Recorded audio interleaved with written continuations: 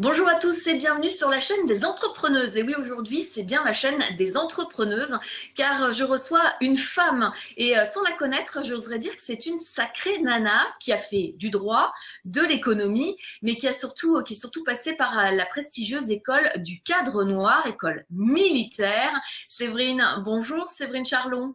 Bonjour Marion. Alors, vous êtes donc réserviste et vous êtes aussi formatrice pour la SNSM, le sauvetage en mer.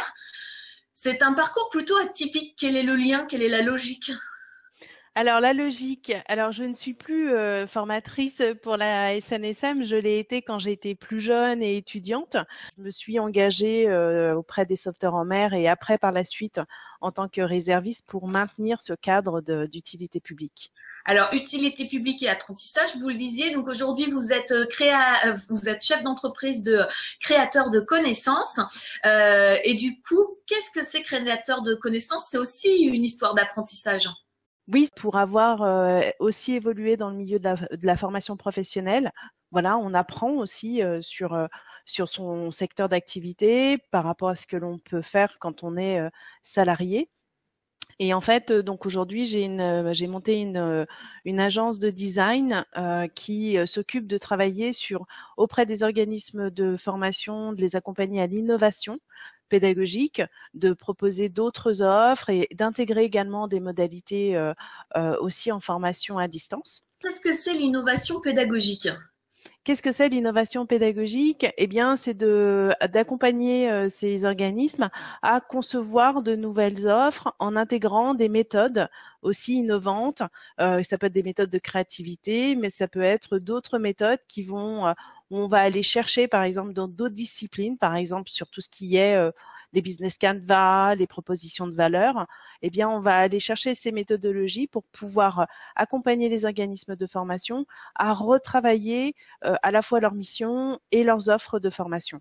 Vous êtes formateur des formateurs, en fait. Je travaille aussi avec les formateurs, donc je fais aussi de la formation de formateurs, mais je travaille aussi avec les structures, les entreprises de formation Directement. directement, qui sont plus mes clients, qui elles vont me mandater pour former leurs formateurs sur de l'innovation pédagogique. Voilà, ça c'est Alors, une, attendez, non, une non, de non, non, mes il y a une chose activités. que je n'ai pas compris. Vous formez des formateurs, ok, d'accord. Et là, vous formez des formateurs dans des structures. Privé, c'est-à-dire que les organismes de formation peuvent avoir des formateurs qui sont salariés de la structure, mais vous avez la plupart du temps des formateurs qui sont plutôt vacataires et qui ont besoin de monter en compétences, notamment sur des compétences technologiques. Et les organismes de formation, ben, pour vendre de nouvelles offres, elles ont besoin de former les personnes qui vont travailler pour elles. Et donnez-nous un exemple très pratique de ce que vous donnez comme apprentissage. Je leur fais plusieurs types d'apprentissage. Soit je les forme sur des outils numériques. Ça peut être des outils où on va par exemple créer des quiz interactifs en mode numérique. On va travailler sur d'autres supports que le tableau blanc. On va aller travailler sur des supports qui sont plutôt virtuels. Comment, par exemple, on peut créer des petites animations pédagogiques. Donc ça, c'est plutôt sur la partie outils.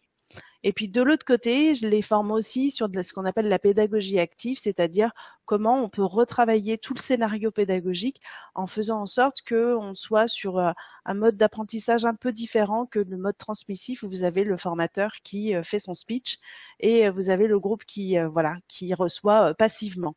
Et c'est quoi ce mode d'apprentissage différent? Je suis Allez, curieuse, hein. Je veux savoir ce que vous faites, hein. Alors, il y en a plusieurs en fait. On est sur des animations de groupe. On peut travailler sur de la pédagogie plutôt de projet ou plutôt de la pédagogie de problématique. Quels sont vos clients? À quel secteur vous vous adressez principalement? Alors, je m'adresse à tous les secteurs d'activité, principalement. Alors, on va être sur le secteur des services. Et puis, vous avez tout ce qui est branche professionnelle. Donc, je réalise aussi des études sur les pratiques, par exemple, des formations pour les salariés. Et par exemple, dernièrement, je conduis une étude pour le secteur de l'hôtellerie plein air, qui est un secteur que je connais bien, pour accompagner la branche à développer des formations à distance. Mais d'abord, il fallait savoir si les salariés étaient prêts en fait dans leur pratique à recevoir et avancer sur ce type de nouvelles offres. Donc là, je suis en train de mener l'étude pour eux. Comment vous avez eu cette idée? Comme je vous le disais auparavant, j'ai été responsable d'un pôle de formation professionnelle et quand on a les 2 pieds dedans, eh bien, on sait jusqu'où on peut aller, notamment quand on est salarié. Et l'idée, en fait, m'est venue puisque j'ai beaucoup, on va dire, observé et aussi analysé le secteur d'activité qui est le secteur de la formation et qu'est-ce qui pouvait être proposé, on va dire un peu différent, à des services formation dans les entreprises et également à des organismes de formation, quels étaient leurs besoins aujourd'hui, compte tenu de l'évolution à la fois des pratiques et des modes de consommation de la formation.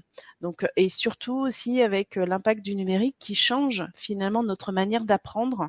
Donc, comment est-ce que moi, en tant qu'agence qui est plutôt spécialisée sur le design et l'innovation, je pouvais accompagner ces structures à proposer d'autres offres et surtout avancer sur des méthodes qui sont un peu plus efficaces plutôt que d'envoyer des personnes, par exemple, qui ne sont pas intéressées par la thématique ou qu'on envoie en formation, mais qui ne sont pas motivées pour apprendre.